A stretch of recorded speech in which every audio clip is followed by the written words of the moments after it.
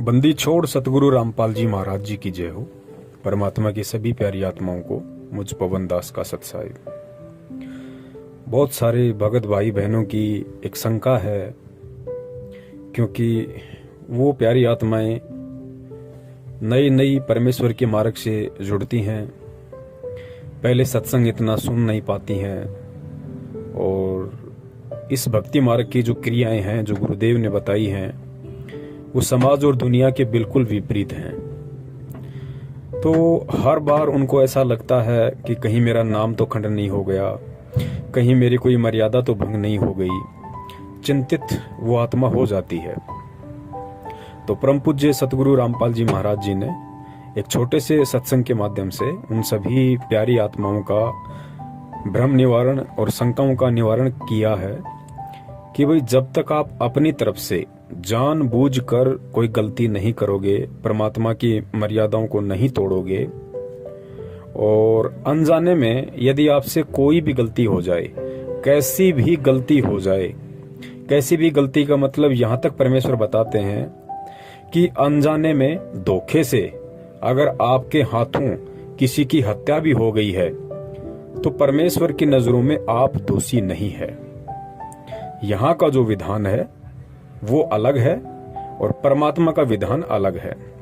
अगर धोखे से अनजाने में अगर हमारे से किसी जीव की हत्या भी हो जाती है और यदि हम परमेश्वर की शरण में हैं और मर्यादा में हैं, तो परमात्मा यहाँ का जो नियम है काल भगवान का, उस हत्या के लिए जो दंड है परमात्मा उसमें भी हमारी रक्षा करता है। और अपने विधान में तो परमात्मा पूर्णतया निर्दोष ही साबित करता है। तो इस छोटे से सत्संग में परमपिता परमेश्वर जी ने यही समझाया है कि बच्चों, इस मार्ग में आने के बाद तुम केवल ज्ञान को आधार बनाओ, सत्संग ज्यादा से ज्यादा सुनने का प्रयास करो, क्योंकि सत्संगों में समूल शंकाओं का निवारण है।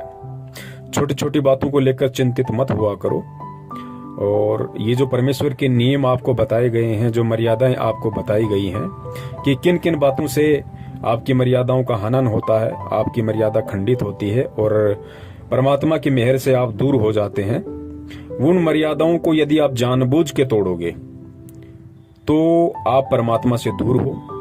और यदि अनजाने में आपसे वो मर्यादा टूट गई है, धोखे से मान लीजिए, गुरुदेव ने यहां तक कह दिया कि अगर आपके साथ किसी ने धोखा करके, छल कपट करके यदि आपको शराब पिला दी, आपको बियर पिला दी, आपको कोई नशीली वस्तु खिला दी, यानी आपसे कुछ भी उन्होंने करवा दिया धोखे से, और आपने वो काम कर लिया, आपको नहीं पता था कि मेरे साथ कोई ऐसा कर रहा है, और यदि आपने उस काम को कर लिया अनजाने में, धोखे में आके, तो गुरुदेव कहते हैं कि बच्चों, उस स्थिति में आप परमात्मा से दूर नहीं होते हैं, अर्थात आपका नाम खंड नहीं होता है।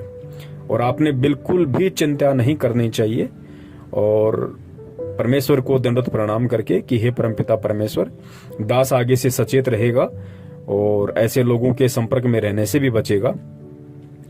और उसके बाद परमेश्वर कहते हैं कि अपनी भक्ति को करता रहे, भक्ति को नहीं त्यागना चाहिए।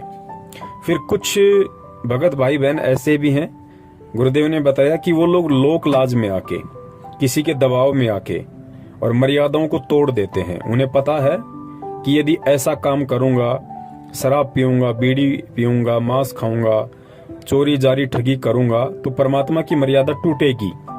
लेकिन उसके बावजूद भी किसी पारिवारिक सामाजिक दबाव में आके यदि वो आत्मा ऐसा कर्म कर देती है, उसे तो मालूम पड़ ही जाता है कि मैंने परमात्मा की मर्यादा तोड़ दी है।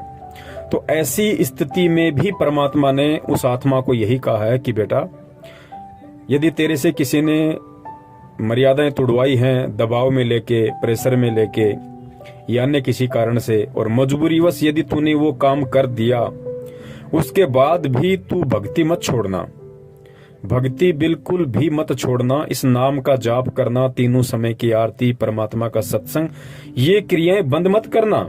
और जब भी तेरा दाव लग जाए गुरुदेव के समक्ष आने का, सत्संग में जाने का, तो तुरंत परमात्मा से प्रार्थना करके और तुरंत अपना नाम वापस शुद्ध करवा ले।